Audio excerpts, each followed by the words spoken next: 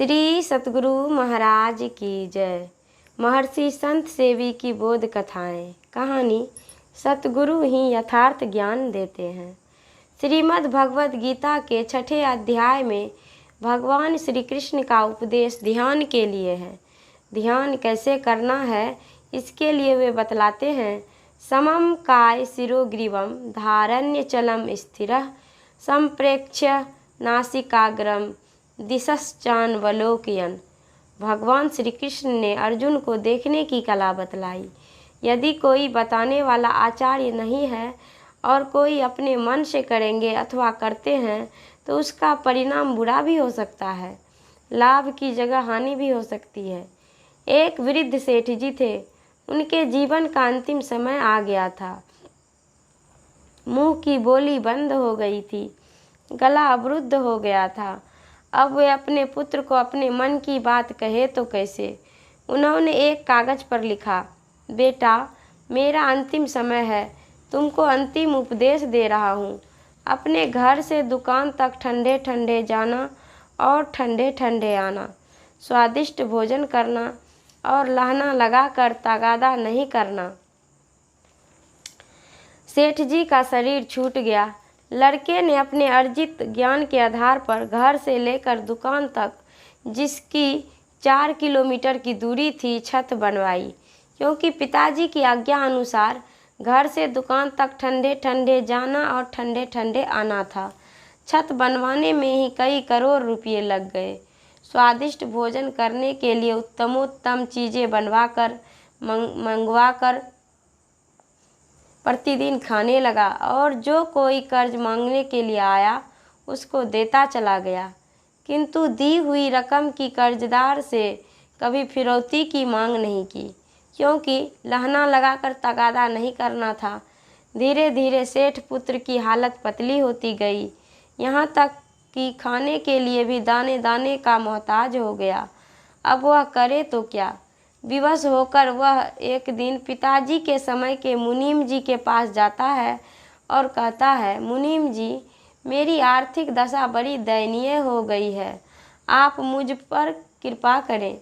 मुनीम जी ने आश्चर्यचकित होकर पूछा, अरे तुम्हारे पिताजी ने तो अतुल संपत्ति का अर्जन किया था, फिर तुम्हारी आर्थिक दशा दयनीय क्यों हो गई।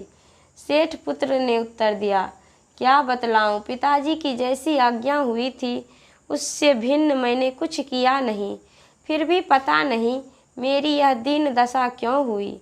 मानस में लिखा है, गुरु पितु मातु स्वामी सिख पाले, चलई कुमग पग परई न खाले। अर्थात गुरु पिता माता और स्वामी की आज्ञा में चलने से कभी पैर में छाला नहीं पड़ता, अर्थात किसी प्रकार का कष्ट नहीं होता है। उन्हीं पिताश्री की आज्ञा के अनुकूल मैं चला हूँ। मुनीम जी ने पूछा, तुम्हारे पिताजी ने क्या आज्ञा दी थी। सेठ पुत्र ने उत्तर दिया, अंत समय में वह मुंह से कुछ बोल नहीं सके क्योंकि उनका गला अवरुद्ध हो गया था। उन्होंने कागज पर लिख दिया था, बेटा अपने घर से दुकान ठंडे ठंडे जाना और ठंडे ठंडे आना, स्वादिष्ट भोजन करना और लहना लगाकर तगादा नहीं करना। मुनीम जी ने पूछा, तुमने क्या किया।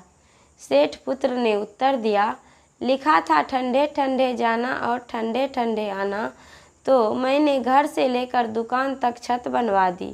अब ठंडे ठंडे जाता हूँ और ठंडे ठंडे आता हूँ। और मुनीम जी, स्वादिष्ट भोजन बनाने में तो खर्च पड़ता ही है, उसमें प्रतिदिन पैसे खर्च होते गए।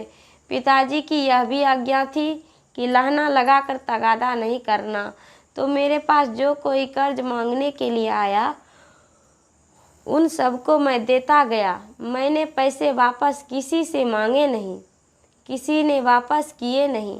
मुनीम ने कहा, बेटा तुमने अपने पूज्य पिताजी की बातें समझी नहीं, उनके कहने का अर्थ कुछ और था। सुनो, घर से दुकान तक ठंडे ठंडे जाना और ठंडे ठंडे आने का अभिप्राय है कि घर से सवेरे दुकान पर जाना और दिन भर दुकान पर रहना और शाम होने पर घर लौट कर आना। स्वादिष्ट भोजन करने का मतलब है खूब भूख लगने पर भोजन करना। अगर भूख नहीं है तो उत्तम से उत्तम स्वादिष्ट भोजन में भी स्वाद नहीं लगेगा, और भूख लगने पर सत्तू भुंजा जो भी खाओगे मीठा लगेगा। लहना लगाकर तगादा नहीं करने का भाव यह है कि ऐसे आदमी को कर्ज दो जो बिना तगादा किए वापस कर दे।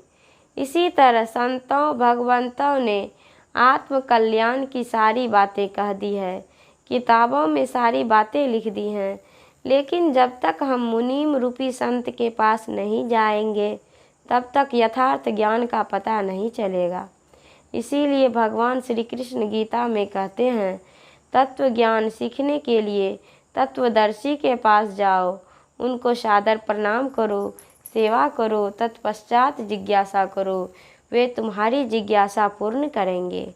श्री सद्गुरु महाराज की जय। यह प्रवचन शांति संदेश पत्रिका में सितंबर 1998 ईस्वी को प्रकाशित हुआ था। श्री सद्गुरु महाराज की जय।